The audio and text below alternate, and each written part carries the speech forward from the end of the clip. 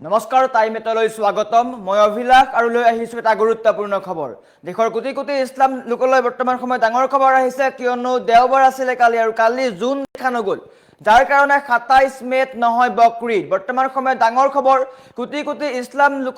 লোকলৈ ডাঙৰ খবৰ আহিছে কিয়নো 27 মেত পালন কৰা নহয় বকৰীদ কেতিয়া পালন কৰা হ'ব বকৰীদ এই সন্দৰ্ভত সবিশেষ লৈ অহাৰ চেষ্টা কৰিছো জনাই আছো টাইমেট বিগ ব্ৰেকিং ডাঙৰ খবৰ দেওবাৰে জুন দেখা নগল আৰু বৰ্তমান দেশৰ কোটি কোটি ইছলাম ধৰ্মাৱলম্বী লোকলৈ ডাঙৰ খবৰ 27 মেত নহয় বকৰীদ 27 মেত পালন কৰা নহয় বকৰীদ 28 মেত দেশজুৰি পালন কৰা হ'ব পবিত্ৰ বকৰীদ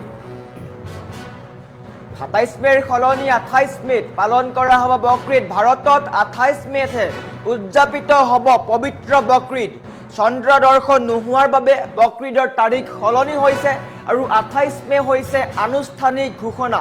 ধুল হিজ্জাৰ অৰ্ধচন্দ্ৰ দৰ্শনৰ নিশ্চিত খবৰ নহাত ইছলামিক সংগঠনৰ এই ডাঙৰ সিদ্ধান্ত ৰমজান ঈদৰ ঠিক 2 মাহ 9 দিনৰ পিছত দেশত পালন কৰা হ'ব ঈদ উল আধা আৰু এটা গুৰুত্বপূৰ্ণ খবৰ আহিছে বৰ্তমান সময়ত 27 মেত নহয় 28 মেতহে দেশত পালন কৰা হ'ব বকৰীদ দেশৰ কোটি কোটি ইছলাম ধৰ্মাৱলম্বী লোকলৈ ডাঙৰ খবৰ বকৰীদলৈ বৰ্তমান ডাঙৰ খবৰ আহিছে কোটি কোটি ইছলাম ধৰ্মাৱলম্বী লোকলৈ ডাঙৰ খবৰ বুলি ক'ব পাৰি কিয়নো বকৰীদ পালন কেতিয়া হ'ব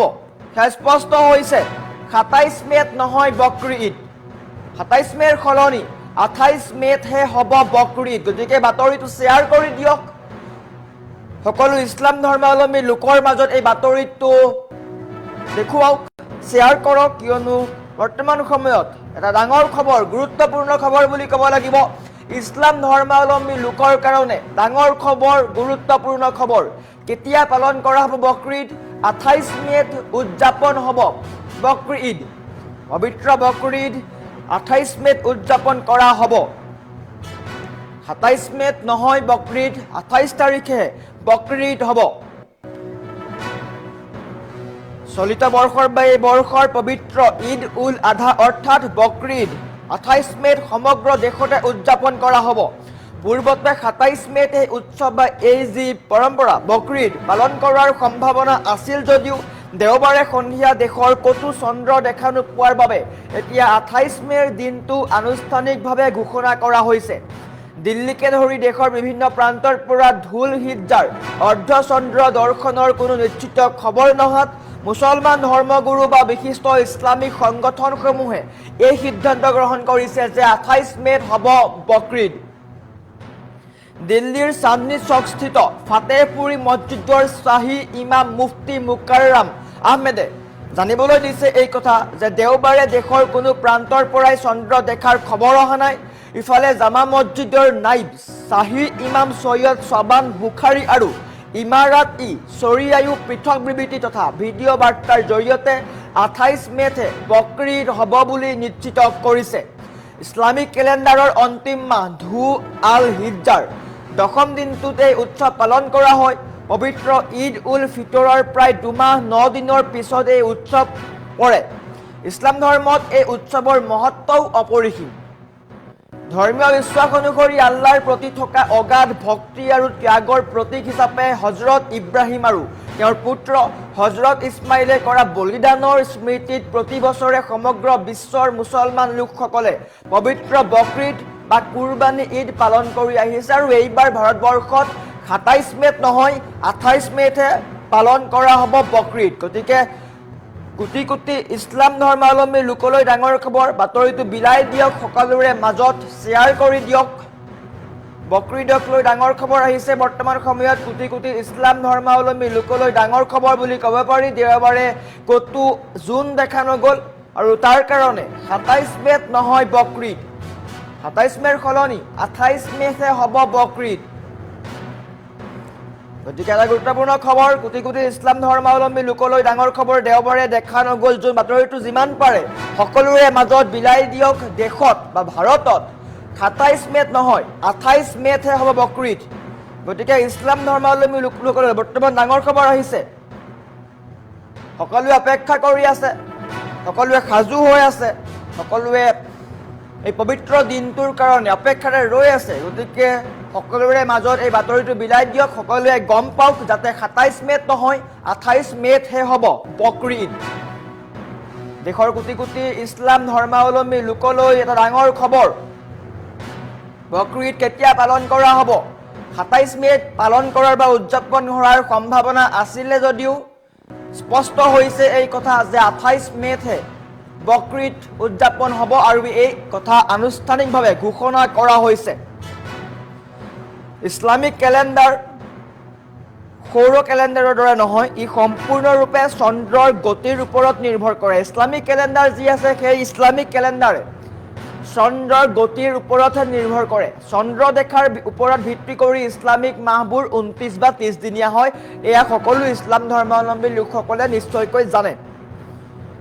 ধু আল হিজ্জা মাহৰ আৰম্ভণি ইছলামিক ক্যালেন্ডাৰৰ 12 তথা অন্তিম মাহটোৰ নাম হ'ল ধু আল হিজ্জা এই মাহটোতেই পবিত্ৰ হজ পালন কৰা হয় আৰু বকৰি ঈদ উদযাপন কৰা হয় ইয়াৰ পূৰ্বৰ মাহ অৰ্থাৎ 11 নং সংখ্যক যি মাহ আছে তাক জুল কাদাহ বুলি কোৱা হয় আৰু জুল কাদাহৰ 29 দিনৰ দিনা সন্ধিয়া ধৰ্মগুৰু আৰু সাধাৰণ ৰাইজে পশ্চিম আকাশত নতুন অৰ্ধচন্দ্ৰ দেখাৰ চেষ্টা কৰে যদি সেই দিনা চন্দ্ৰ দেখা পোৱা নাযায় তেন্তে পিছদিনাৰ পৰা ধু আল হিজ্জা মাহ আৰম্ভ হয় যদি ডাৱৰ বা অন্য কাৰণত চন্দ্ৰ দেখা নাযায় তেন্তে পূৰ্বৰ মাহটোত 30 দিন সম্পূৰ্ণ কৰা হয় আৰু তাৰ পিছদিনাৰ পৰা নতুন মাহ আৰম্ভ হয় ধু আল হিজ্জা মাহৰ প্ৰথম দিনটো নিশ্চিত হোৱাৰ পিছত সেই মাহৰ 10 নম্বৰৰ দিনা বিশ্বজুৰি বকৰি ঈদ বা ঈদ উল আধা পালন কৰা হয় ইয়াৰ পূৰ্বৰ দিনা অৰ্থাৎ 10 তাৰিখে যিহেতু বকৰি ঈদ পালন কৰা হয় আৰু 9 তাৰিখে